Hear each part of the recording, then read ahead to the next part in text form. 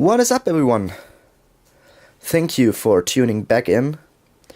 Today I want to share with you my review of one of the best performing wide-angle lenses money can buy, which is the Leica 28mm f2.8 Elmarit-R.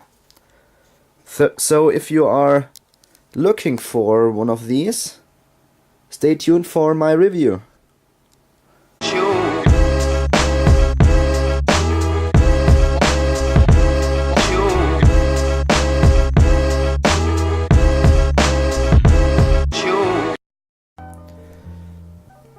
So thank you so much for tuning back in, guys. I wanted to do this review for quite some time, but I thought to myself it would be rather useful to use this lens for quite some time to get really accurate results, and so that I can have a really good feeling about this lens, and that I can show you what this lens really is like using. So this lens is in my possession for about 3 months, and I used it really regularly.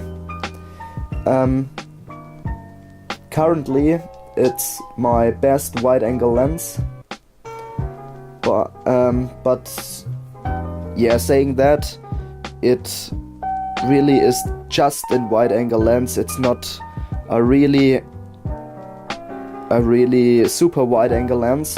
28mm is really the first wide-angle lens that you need, and if you have more millimeters, then it's called a reporter lens. So in my opinion, this is quite a bargain to snip up right now, because they won't get cheaper anymore, and they are right now rising up in value quite sustainably. So yeah. So let's firstly talk about the data of this lens. The lens was produced between 1970 and 1992, and approximately 50,000 lenses were produced in that time. There were a few different variations of this lens. There was a 2-cam, a 3-cam, an R only, which is the version that I have, and there was black versions, and there also were olive green safari versions of this lens. So this lens is made out of 8 lenses in 8 groups. It has an f-stop range from f2.8 to f22. The closest focusing distance is 30 centimeters or 11.81 inches. The aperture is made out of 8 blades. It has an angle of view of 76 degrees diagonally. It has a Series 7 filter thread, and it originally came with a hood and a front cap. The dimensions of this lens are 40mm in length and 63mm in diagonally in the diameter, and it is one of the lightest lenses that you will ever see. It's from Leica. It's 275 grams, which is about 9.7 ounces, which is really nothing for a lens, especially if you have a look at the build quality, which really is outstanding. The designer of it was called Rudolf Rühl, and the design is from 1970. The current market price lies around 400 to 500 euros, which in my opinion is really not that bad. But if you can find one cheaper, you really should consider buying this lens. So now let's talk about my specific version and how I feel about using this lens. So, as I've already told you, it's the smallest and lightest lenses in the Lights collection. If you add the flaring, the sun shade, you get around 340 grams, and it really is, for the pictures that it produces, it is really, really light. But as well, it's really solidly built. The build quality is outstanding. It is built around a metal lens hood, and it is completely made out of metal. The focusing ring turns completely smooth, and the aperture does click quite firmly but consistently, with a lovely feel to it in place. The aperture clicks half stops, and there is a way to get it declicked, but it's a bit more complicated. But if you want to use it for video work, you can declick it as well. You have to disassemble the back, but it's possible if you want to use it like that. So my specific version is from 1972. You can look that up by having a look at the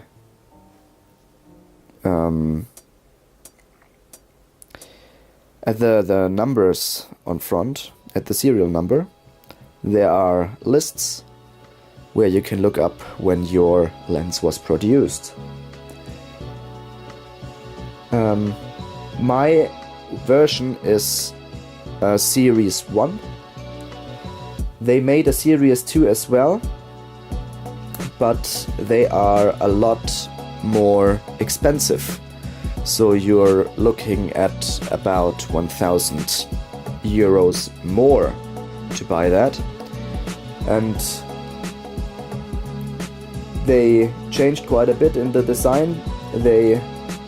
The new version has floating elements, and the picture quality is a bit better than on mine, but you would be quite happy using my version as well, because the picture quality of that lens is outstanding as well.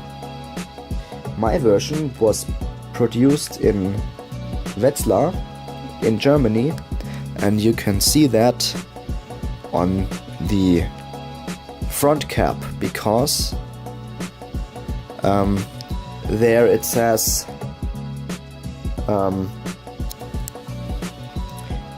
Lights Wetzlar, and if you have a Canadian version, it would set Canada, not Wetzlar.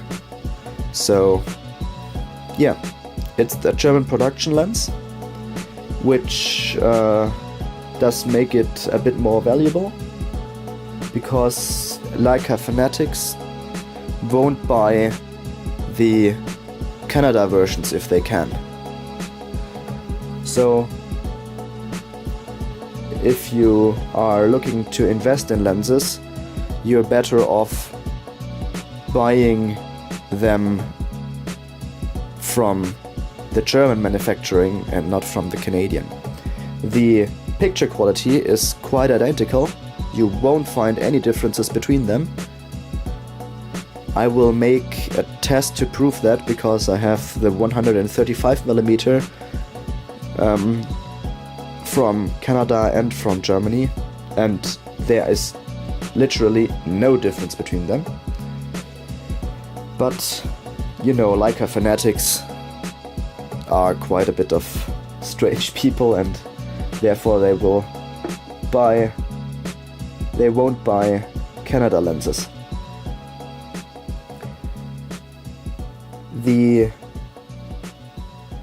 Originally, the 28mm belongs next to the 35mm to the standard lenses for news reportage work.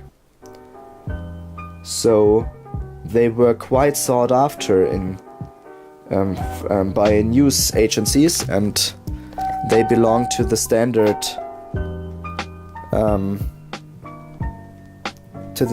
stuff that they use. The reason for that usage by news agencies is the angle of view of 76 degrees, because of that the distortion of the wide angle is not that noticeably, and you get a lot of more stuff in your picture and in focus. So this was quite an important lens for news photography, because you could show people in their natural environment at work or stuff like that, and therefore it really is quite good and quite lovely. The sharpness of this lens is really quite enormous, so your picture, if you shoot it in full frame, is completely sharp from angle to angle. Every corner is tip-top sharp. You have a really high contrast and a really well micro contrast. The only little problem that you will see with this lens is a slight vignette, but you can easily correct for that in post-process. The details and micro contrast of this lens are really amazing. It produces images that I have never seen before, and I'm doing quite a lot of nature photography at the moment, so going out at beautiful places for sunset and photographing the sunset, and this lens really belongs now to one of my favorite pictures. So I really do love this lens, and I use it every time I go out shooting in the morning. So it really is one of my best wide-angle lenses that I've ever used. And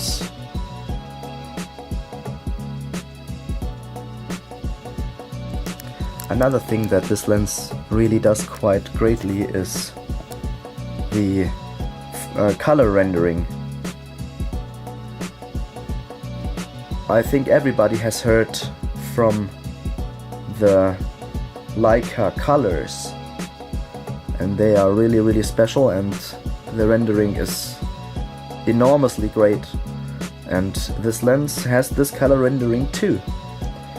The bokeh, if you focus at something near, is completely smooth and really nice to look at as well. There are no harsh corners and stuff like that in the bokeh. It really just is a flowing bokeh, and it's really lovely. So yeah, this lens is, in my opinion, one of the greatest purchases that I ever did. And it is a must-have, in my opinion, if you are a nature photographer or want to try to do a bit of street photographing by photographing people in their nature environment and on their working places.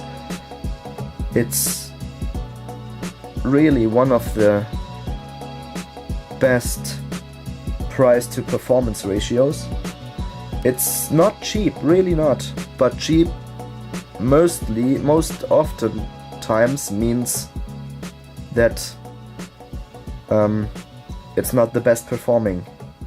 And this time I really don't have any problems recommending this lens. It's one of the most easy and best to use lenses that I've ever owned, and I will keep it to the end of time. And I would encourage you, if you are into nature photography and stuff like that, do yourself a favor and look after such a lens. It really will pay off, and you will see the amazing results. So thank you so much for watching. I hope you have enjoyed this review, and goodbye.